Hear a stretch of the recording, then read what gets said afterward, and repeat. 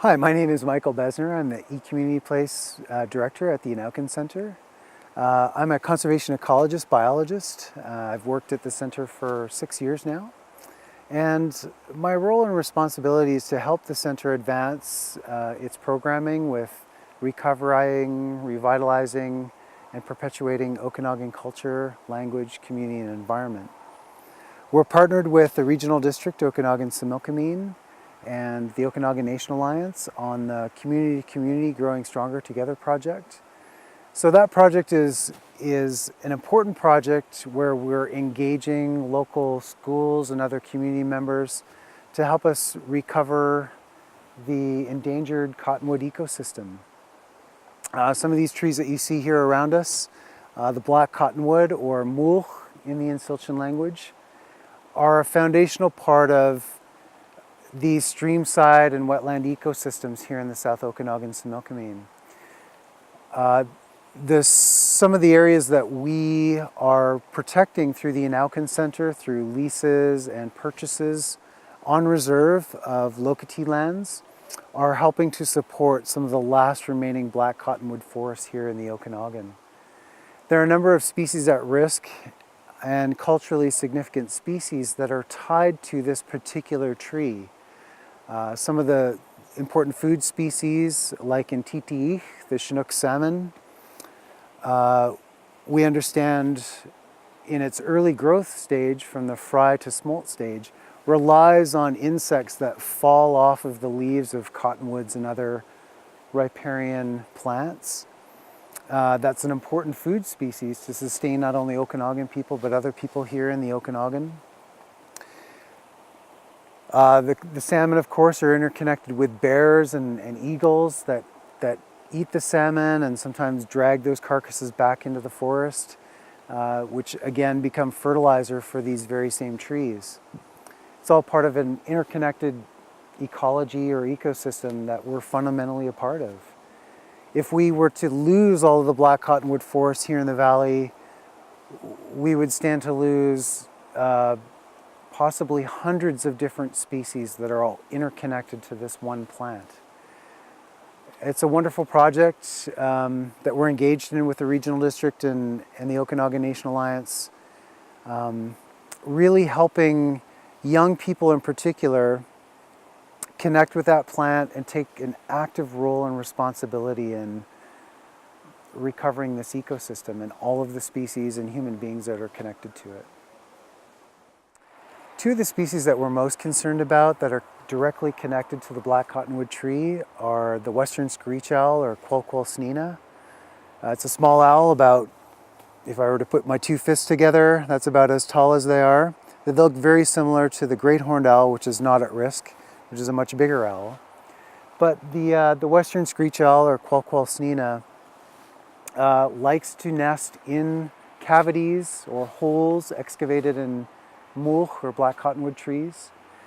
They don't excavate the holes themselves. They rely on other species like the northern flicker or other woodpeckers to create those holes as primary cavity nesters. But once the flickers have nested in it and have abandoned the nest to go make a new nest the next year, then that cavity becomes a prime home for other species, including the western screech owl. Unfortunately, we've done a very good job in the last 150 years since European colonization of essentially decimating all of the old growth cottonwood trees. And so most of the cottonwoods that we have now in the Okanagan, including most of the cottonwoods you see around us, they're only about 50 to 75 years old. As far as we know, those trees can grow to be 150 up to a couple hundred years old. And it's those very large trees that have heart rot, a fungus inside that makes them soft and makes them perfect for northern flickers to excavate those holes, those cavities. So as a stopgap measure right now, we're hoping to protect these cottonwoods so that they can get much bigger, much older. But until that happens, in the meantime, we build and install these nest boxes specifically designed for western screech owls and other species like the wood duck. And so there's an example of one of these wood boxes just in the cottonwood behind us. This nest box and several others that we have mounted in the cottonwood forests around us are that temporary home until these cottonwoods can get old enough and big enough for screech owls and flickers and other creatures to use them. The other species of concern that we're worried about is the Lewis's woodpecker. So Lewis's woodpeckers are also considered threatened in Canada, like the western screech owl. Lewis's woodpeckers are interesting in that they will nest in 3 different habitat communities, one of which is the black cottonwood riparian community. They like to nest in recently burned areas, usually higher in slope. They also like to nest in ponderosa pine and sometimes Douglas fir trees in our dry woodlands, in our benchlands. But then the third community that they really like is the black cottonwood community. And we haven't seen many Lewis's woodpeckers in the lands that we're taking care of here on the Penticton Indian Band Reserve. But it is one of those species we're hoping to bring back as part of this greater project to bring black cottonwoods back into the community. Some of the fundamental principles that we all share around sustainability and what we want for our children in the future is something that is a common belief and a cornerstone for the activities that we do in our daily lives, not only at work but at home. So I just want to say thank you for all the work that you guys do to make this a better place to live, and that I hope we can roll up our sleeves and really get to work on creating a future that has water and our relatives here a future. The cottonwood has always been very special for me. I grew up on the West Bench, still live there, and used to roam around down in the cottonwoods along the river looking for long-eared owl nests and things like that. So it's always been a special habitat for me, but it's a very special, it's a symbolic habitat along the riverside. We often talk about communities on either side of the river here in Penticton, and the cottonwood that provides so much habitat and home for wildlife. Its roots bind the banks of the river. I hope that we can bind our communities together with a project like this. I know I've been working with Chad and others in the Nelkin Center on planting cottonwoods and sea and other plants and bushes in that e-community place, and been very, very happy to see the effects that has in bringing our children together, because it's our kids that have to learn from us to get along, bring our communities together, and I'm really happy that this project is happening, and happy that I could play a very small role in it. So thank you.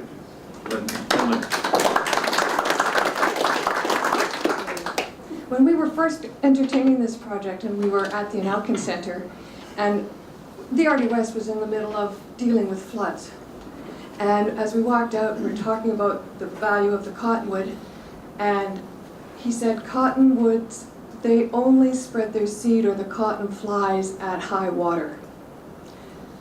Well, that cottonwood hadn't flown then. We were already really tired of floods. So I asked him how long. He said about 14 days. Right on the money. The lake peaked, everything, and I walked home that day when Flynn Rose said, that's it, we're at the top. I walked home through the cottonwood flying, so absolutely traditional knowledge. And he is a very talented musician, but he's also a traditional knowledge keeper with the Nelkin Center and the PIB and the other nations. So he is also going to be working very closely on this project. So Skayu, please.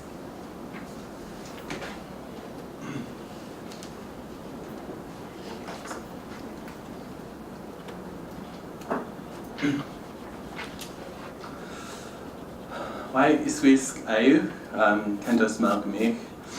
My grandparents are Leonard and Connie Lewis from the Lower Smokemeen Indian Band on my father's side, and my mother's side, John and Kathy Degenhardt, who were German farmers who ended up in Eneas for their lifetime. It's important we introduce ourselves through our family before we speak. This is our relative here. This is Mulch. I would like everyone to say that word actually, Mulch. I don't want anyone to be scared of engaging with our knowledge because it's so important to us. We've been working with this Mulch and this project for a couple months, and I've been learning at the Okanagan Center that our areas used to be, the Mulch used to thrive in the wetlands. It was a very important plant for shelter, for food. It's our medicine, it's our transportation. And we know this from our old place names, we know this from our tech, our knowledge keepers.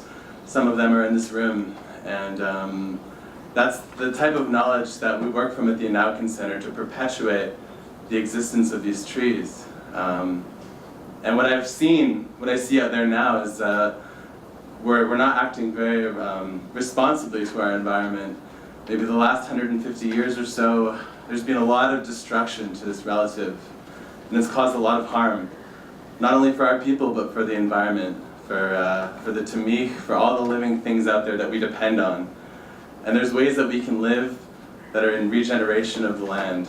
And it's my hope, I'm very hopeful that we're all gathered in this room, not quite in a circle like I'd like, but we're gathered here for this cottonwood, for our mulch, for our relatives.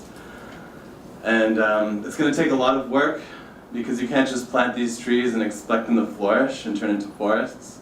We have to nurture them, we have to create spaces for them to be protected, and we have to create spaces for us to learn about them. You know, a lot of my Canadian friends, they don't know much about this because they don't have the experience to go into a mulch forest, because we don't have very many left in the Okanagan. We have one really beautiful stand at our Lokati lands at the Okanagan Center that we've been working for decades to protect. And if you go there, the only way you can understand this relative of ours is if you go there and you listen to all the sounds that you can hear in that forest. And you can observe all of the life all the way from the tops of the mountains to the valley bottoms. They depend on these ecosystems. And our people depend on these to make canoes. And that brings us together.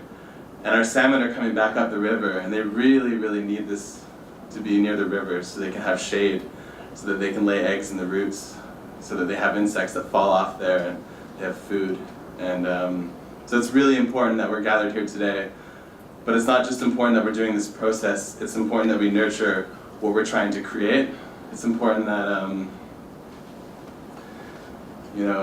I observed, right now there's tons of little mulch sprouts happening all over the place. I don't know if you've noticed, but they really rely on floods. And a lot of the conversation I heard about floods lately is how destructive and how problematic it is. But for this relative right here, they really rely on those floods. So it's important that we rethink our whole way of living if we want this project to be successful. For mulch, for our relatives, and for all the living things out there. Yeah, I'll keep it short, that's all I'll say. Why? Why is quist sumahatuk Gentils and Penticton.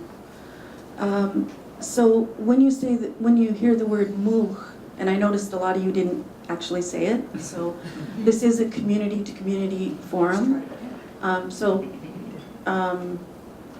We need to think about those things when we bring these processes to our politicians.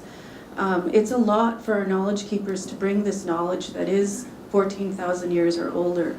And so when we have this community-to-community engagement forum, we really need to think about, are we engaging or are we just doing the same thing that we've always done? So that's just an observation that I noted and that I'm comfortable speaking about.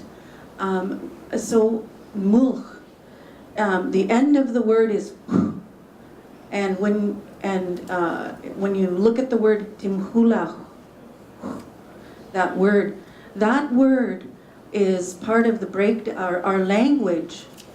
The Nsiltjan language is the oldest artifact that you can record that is real. It is what tells each and every single one of you that we're from here, that we belong here. And so when we speak those words and when we speak that language, we're speaking from a place of that knowledge of the land speaking to us and what that means. So mulch, that at the end, that means movement, the cyclical movement of moving in a cyclical circular form, timhulach. And so those circles that are formed, like the cranes that circle over us when we sing our crane song, or the circles that are formed in here when we're making decisions or we're building consensus and we're building that knowledge of the protocol, the protocols that are being thought about in consensus forming, and that we want to be able to community relate to one another. I just wanted, that's all I wanted to really talk to you about. I'm a knowledge keeper, so I train with Jeanette Armstrong. She is my mentor, and another group of other spiritual, knowledgeable women in the Okanagan, up and down through the valley. My late father is from Mapulks, which is in the Vernon area. But I'm also a professional, and I'm also, I also do that work. So those are the only comments that I wanted to make. My name, Sumachat, has that in the name. And what it means is that I get my power from the water. I was given that name from my great uncle from the Columbia River. And because our people don't just, we're not tied by that 49th parallel. Wherever our language is spoken, those are our people and those are our relatives. And so that doesn't mean I'm powerful. It means that I have a responsibility to water, and that I have to carry that responsibility in all the work that I do. And so this mulch is a water keeper. It ensures that each and every one of you have healthy water. And we have our communities in Attawabaskat, we have our communities across Canada, Indigenous communities, that prayed for water, that are really praying for clean drinking water for all of our people. And so all of those prayers that were said last winter, praying for the water, we ended up with floods. So we prayed for that. We wanted clean water, and we got a lot of water.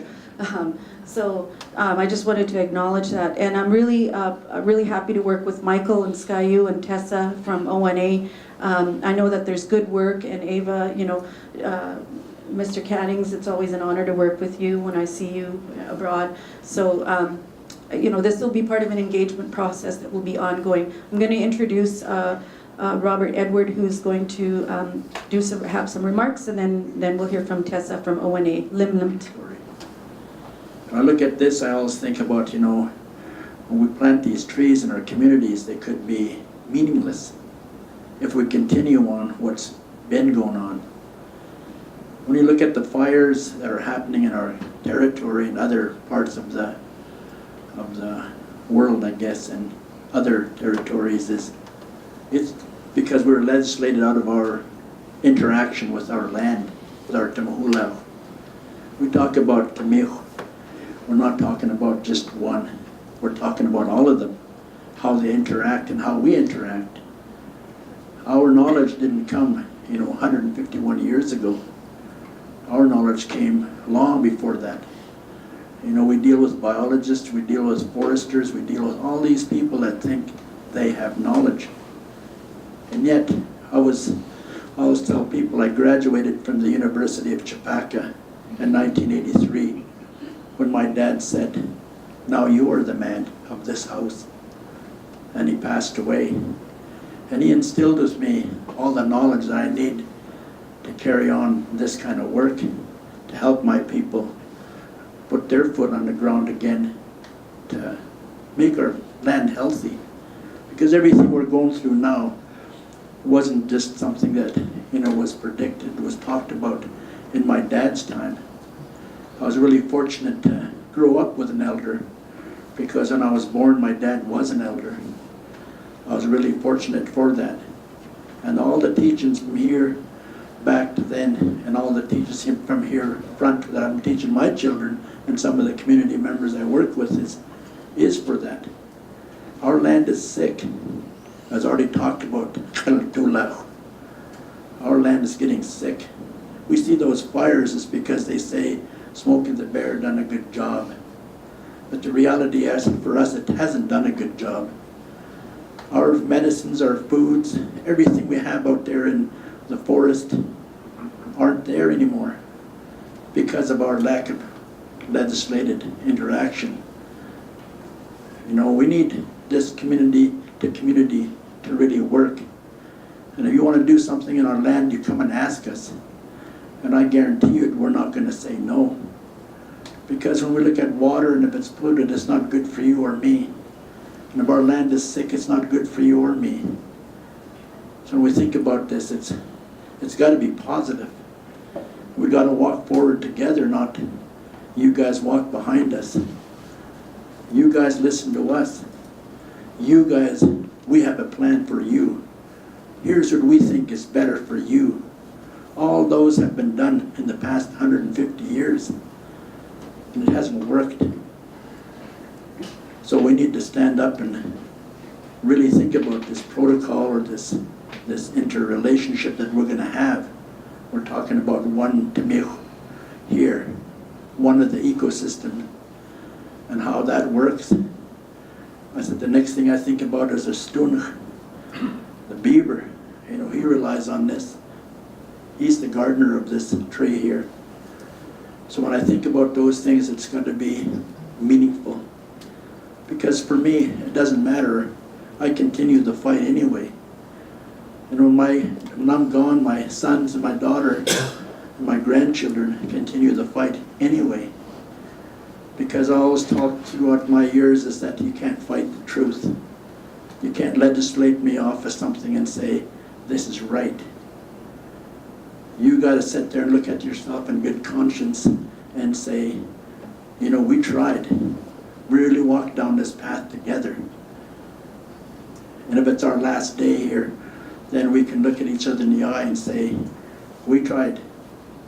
And that's the biggest thing I always think about is when I talk about Temich, when I talk about Temhula, when I talk about Siul. And the EA processes that go on in Canada and British Columbia, they make up their mind what they call it what is that word, Tessa? VC? Valued component. And when I look at it, they say water is one of them. And I ask you people in here, about if you're religious people, and I say, you give me one of your 10 commandments.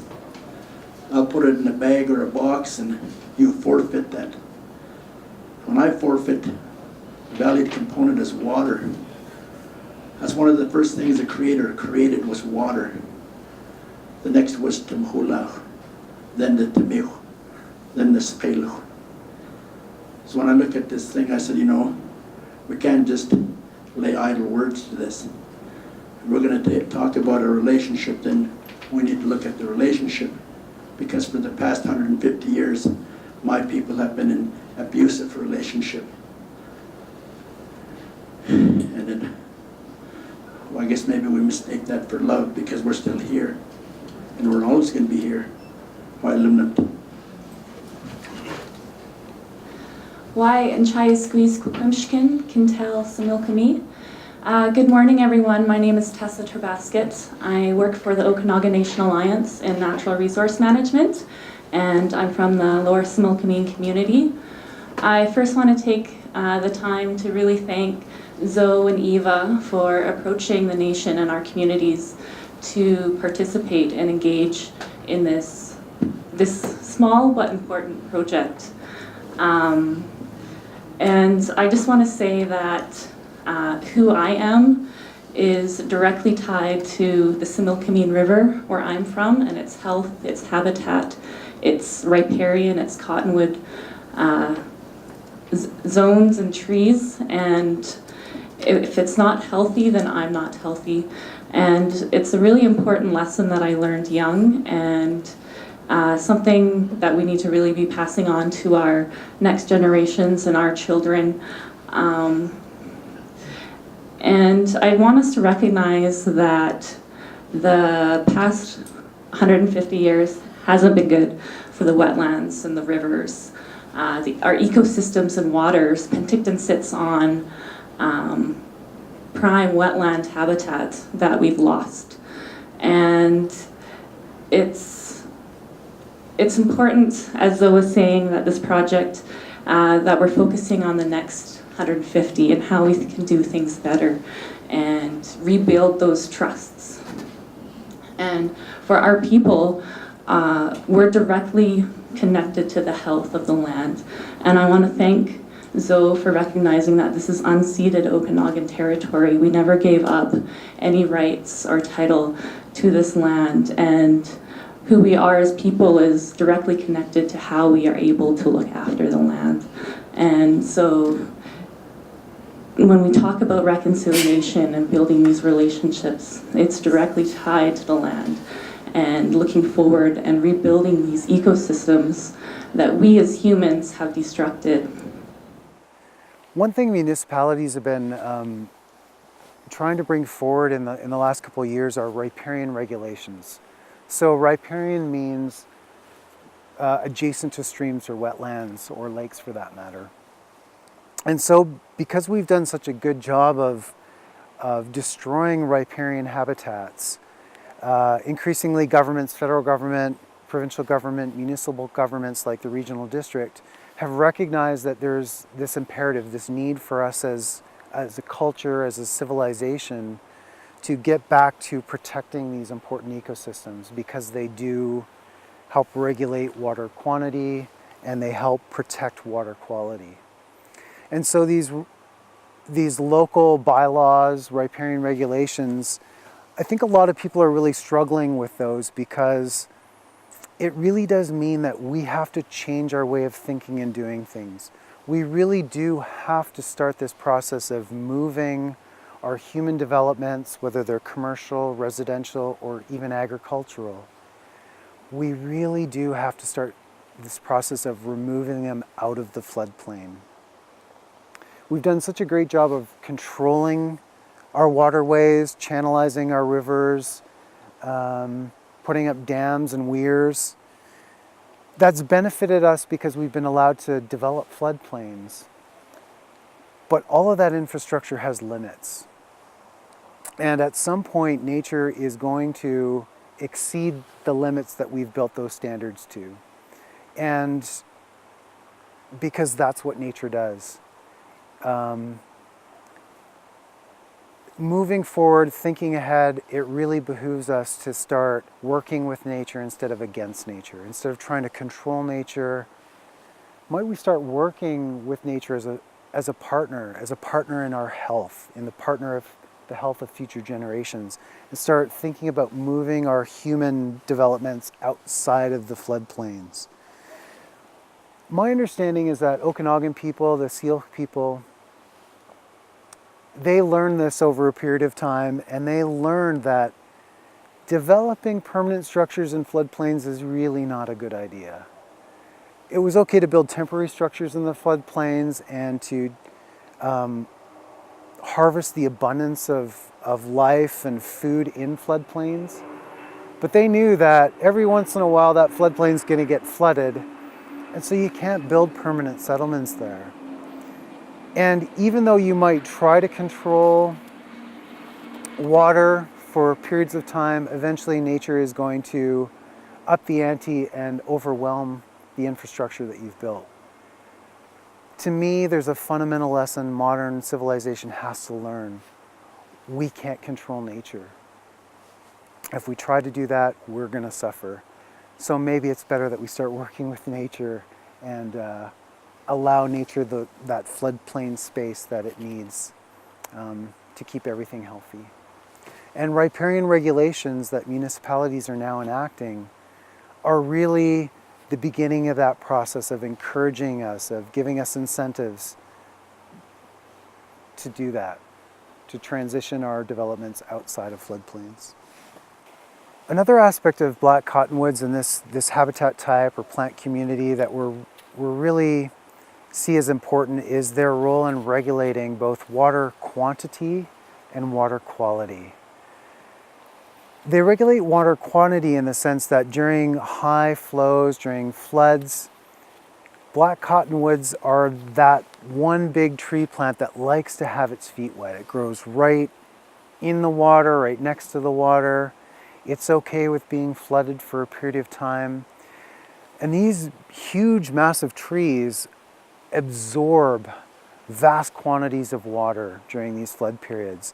They suck that water up from the floodplain and they store that water for long periods of time. And there's increasing evidence to show that the black cottonwoods, as they store that water, when that water is readily available during floods, they then have the capability of slowly releasing that water into the ecosystem, not only for their own benefit, but for the benefit of other plants that are growing around them. Much like cactuses would do in southern deserts. So it's imperative that we have our black cottonwoods because they're the things that are helping to regulate those high floods, those flooding events that we all get concerned about. If we were to decimate and remove all of the black cottonwoods, the impact of our floods would be much greater than we currently experience.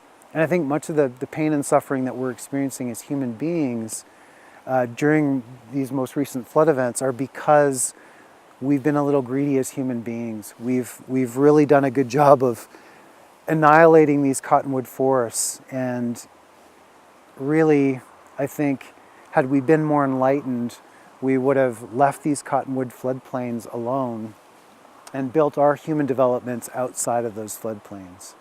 I think that's really the lesson that we should be learning. And communities that are learning those lessons, those are tough lessons. Learning to remove our human developments out of floodplains and letting floodplains do what they do naturally, I think is a fundamental lesson that we're going to have to learn as human beings moving forward. The other role that black cottonwoods play is regulating water quality. Black cottonwoods and many of the other species that you see growing along streams and wetlands, they filter out toxins that are in the environment. They also act as filters for the artificial toxins that we put in the environment. The fungicides, the pesticides, the herbicides that we spray on our lawns or golf courses or agricultural fields. When we leave a large buffer zone of habitat, natural habitat, adjacent to wetlands and rivers, all of those plants, all of those soils, all of those organisms, bacteria and fungus in that plant community really take those toxic compounds and convert them into something that's non-toxic. Or they prevent those toxic elements from entering our water. We are mostly water. Our health is directly connected to the health of the water in our environment.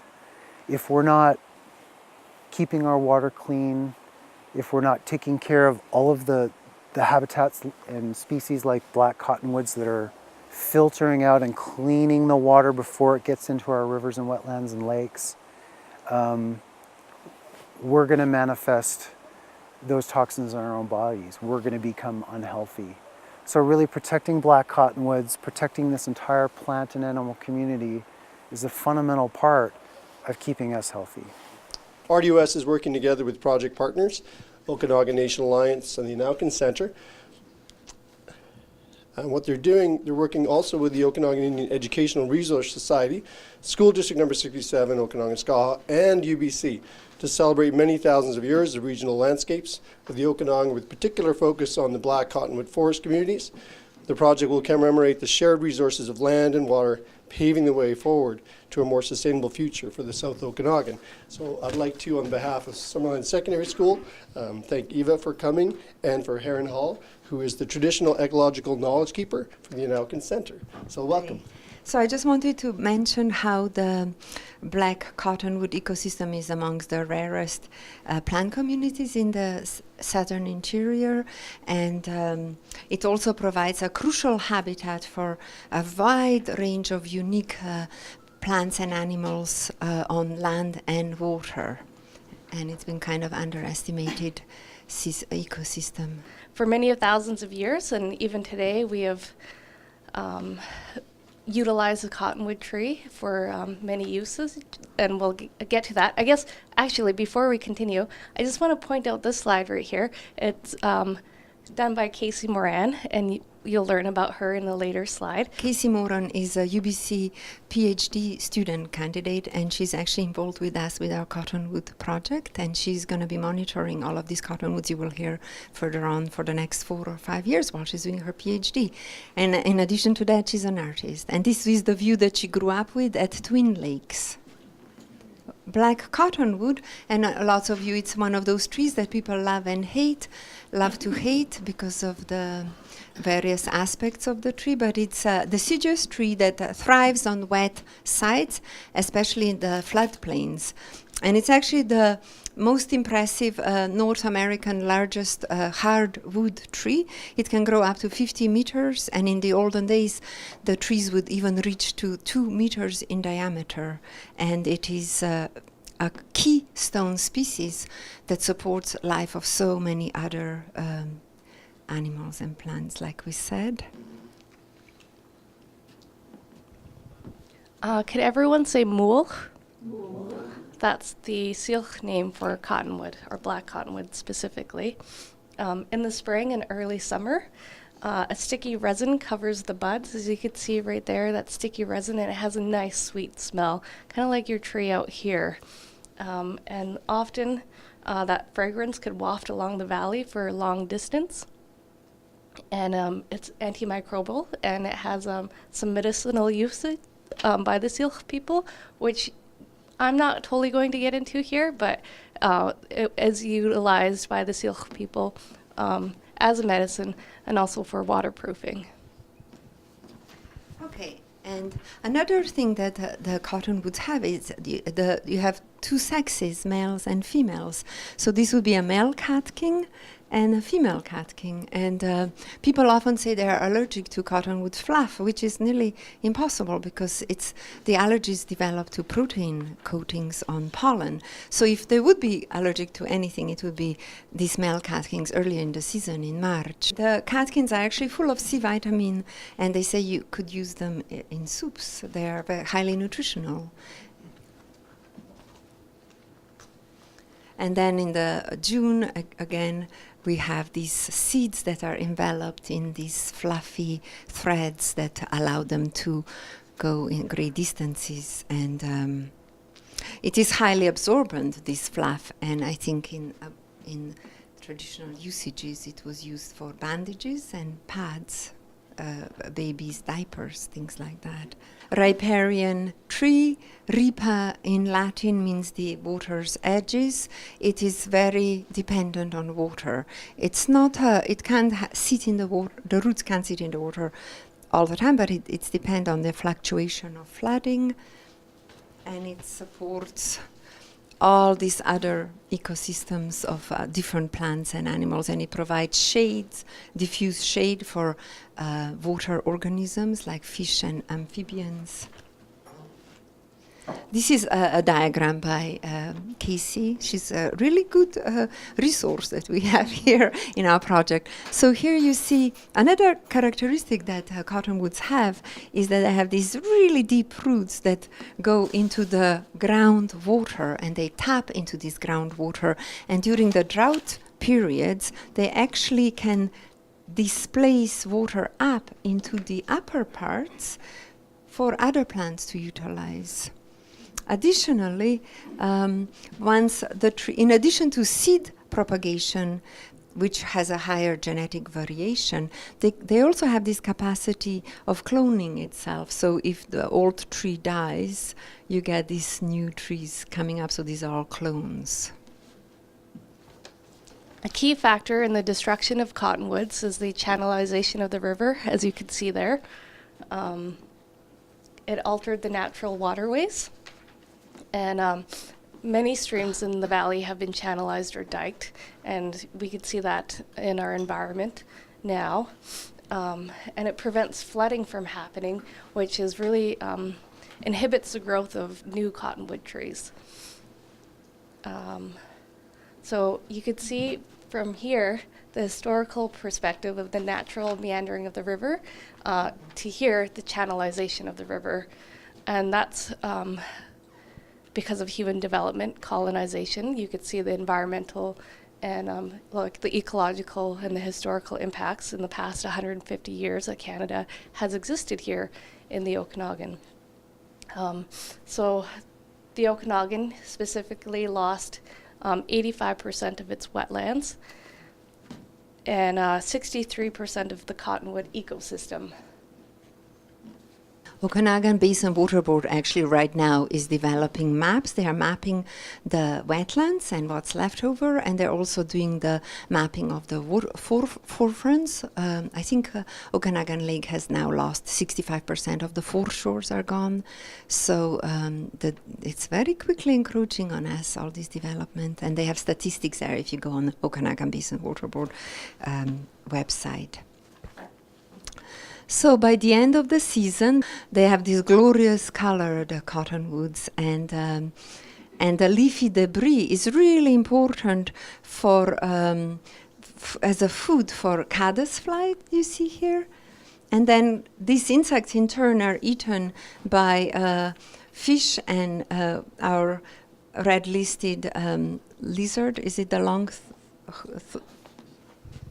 In Okanagan, we call this one Injachina, and it's a tiger salamander. Or no, actually, I think that's a long-toed salamander. Sorry, I got confused. Yeah, that one's a long-toed salamander, and I actually don't know the word for that one yet, but I will learn. And then this is Intitich, which everyone knows as salmon. And you can see on the slide next to it how the shade that it provides and shelter. And then as the wood rots, it becomes really easy for birds to use it for cavities. So you have primary cavity makers, which would be woodpeckers. Here is your Lewis's woodpecker, which is red listed. And then the secondary bird nesting cavity nesters are then owls. And this is a western screech owl, which is endangered as well. So this is Herman Edwards, and he is a Syilx knowledge keeper and language speaker here in the Okanagan. And one of the things that also happened in colonization is that we lost our cultural ways of learning and doing things and navigating waterways. But Herman Edwards, in the past, since 2000, along with the late Gordy Marchand, relearned how to carve traditional cottonwood canoes. And since then, we've been navigating all the waterways as a way of reaffirming and reasserting our presence out on the land and in the water. So here are some beautiful canoes. I think this one actually, the Penticton Indian Band has it is utilized by the youth right now. I recently met with Herman Edward, and he's a lovely person, and he was telling us how he would like to get hands on a 2-meter diameter cottonwood, because those are really, you cannot find them anymore, because in the old days you could have 2 adult men sitting side by side on a canoe rowing. That's how big they were. So what is this community-to-community project? You already did an introduction earlier. The RDOS was successful in receiving Heritage Canada's funding for the celebrating the future Canada, 150 years in Canada. And this project serves specifically to raise awareness of the importance of the ecosystem and engaging community and work with First Nations on our common goal, celebrating the shared resources of land and water and paving the way forward to a more sustainable future for the South Okanagan. And we've actually had lots of on-the-ground, hands-on projects this year. In the spring, we took cuttings in February and March, and we propagated those. And then in June, we collected seeds, and we grew those seeds, and then we planted 1,500 cottonwoods on 10 sites, 110 cottonwoods per site with the various groups. And we also conducted lots of tours at the community locality lands, and we'll tell you more about that. And classroom presentations are still ongoing. Harron and I still have to present with our agreement with Heritage Canada. We still have to present 11 school presentations. So So here is the team, myself, then we have Okanagan National Alliance team and Auken and Casey Moran and Zoe Kirk, she's here, and many volunteers. So here is our Auken Center grouping with Harron here and Michael Besner. And Sky Yu was here. He's actually gone to do a master's degree in Aboriginal Studies in Hawaii. Right now he's in Honolulu. But in February we took lots of cuttings. As you can see here, we took cuttings at Auken and then we stacked them in here. And this is what grew by the end of the year. There was lots of tending of those. And then we have Casey Moran here with her summer student Sabine planting seeds. And these seeds grew into these tiny little babies. As we talk to kids, we say how Cottonwood ecosystem is like a family. It has grandparents and parents and children and babies. And what happened now in our Cottonwood ecosystem, it's only grandmas are left and grandpas.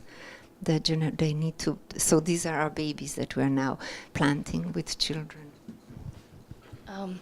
When I think about the cottonwood tree, I could see a lot of parallels between the historical significance and the resilience the cottonwood tree has gone through. And it's kind of parallel with the Indigenous experience of destruction, colonization, deforestation, and the removal of the children, kind of similar in the sense to residential schools.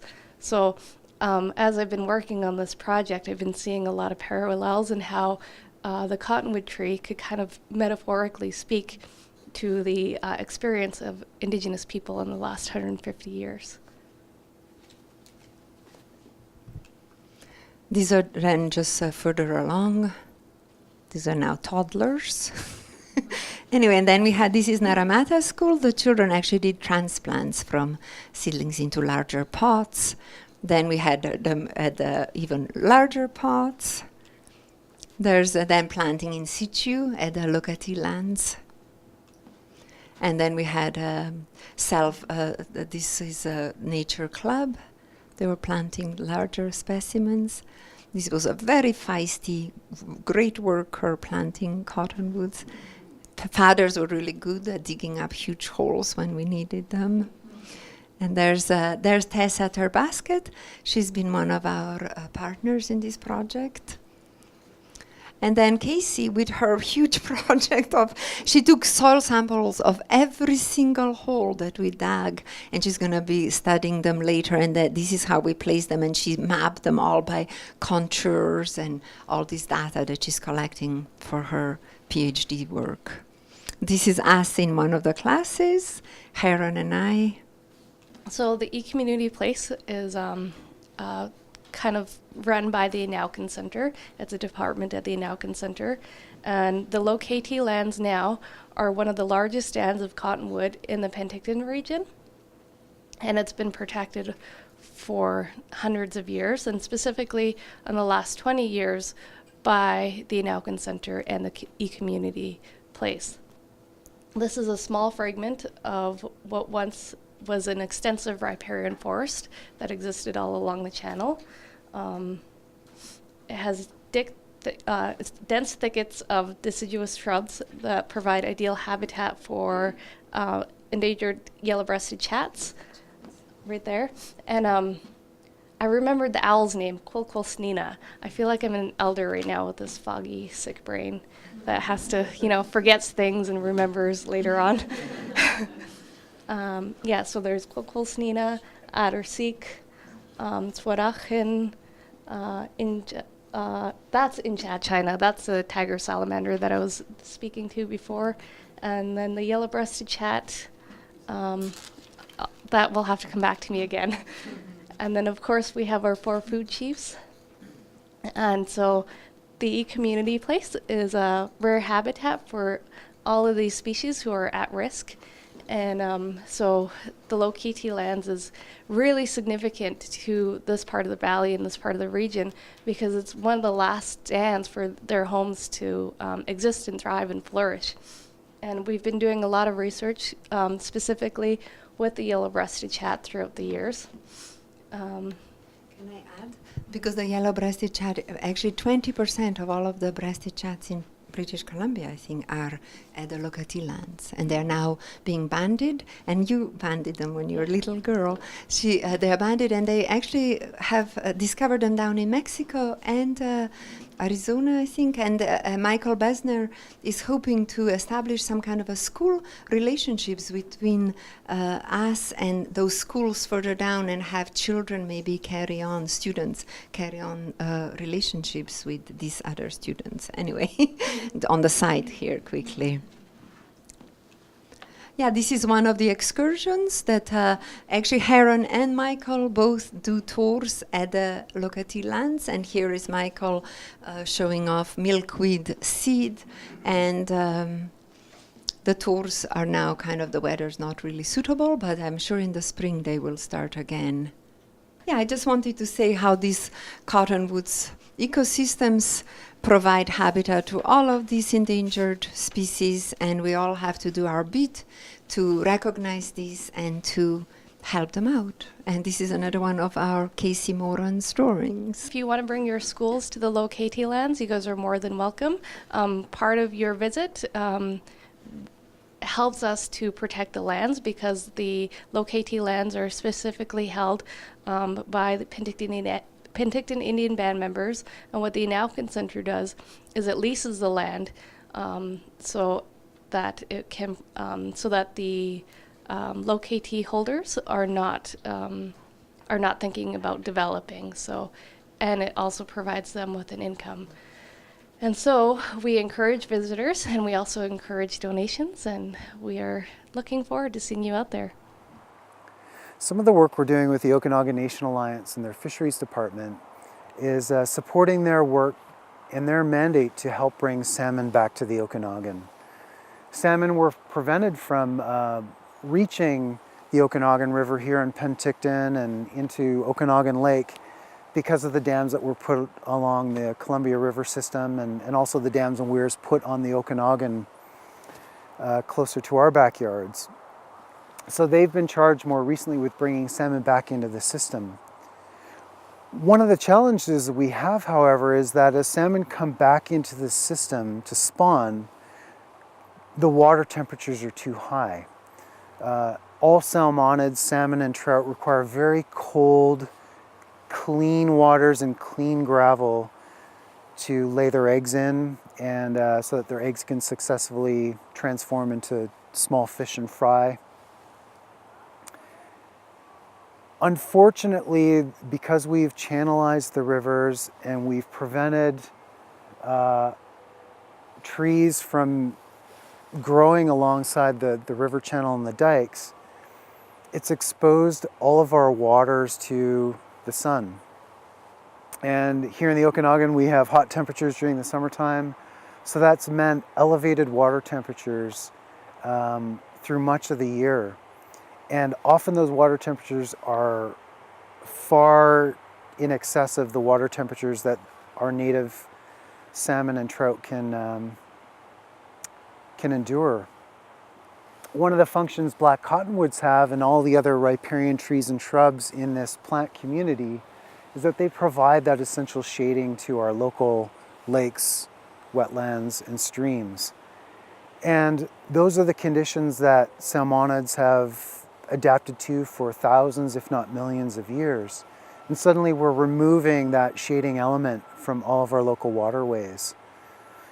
If we're going to be successful in bringing salmon back as a food source for human beings and as a food source for all the other living creatures that are indigenous to this place, it's important that we restore these habitats. And black cottonwoods are an absolutely essential part of restoring that shade function and that entire ecological system.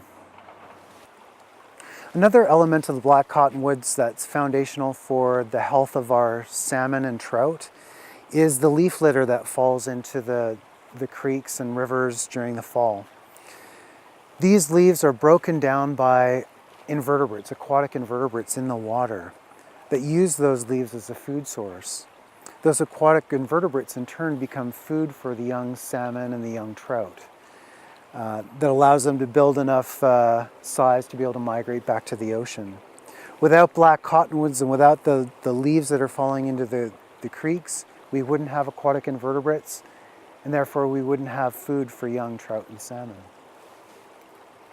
So it's absolutely vital that we bring black cottonwoods in this plant community back to our rivers, streams, and wetlands to provide that source of food and fuel for the aquatic invertebrates and our trout and salmon.